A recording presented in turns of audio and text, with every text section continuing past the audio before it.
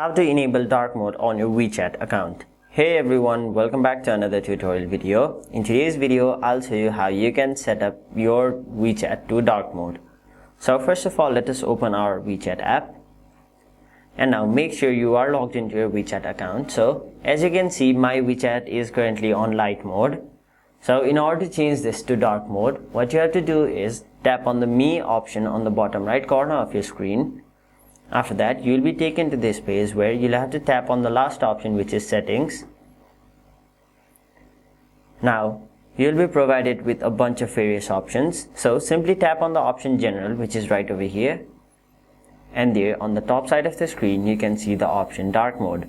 So currently it is disabled, meaning my WeChat is on light mode. So if I tap on it, it will basically provide me with two options, normal mode and dark mode. So in order to change it to dark mode, simply tap on the option dark mode, and now once you tap done,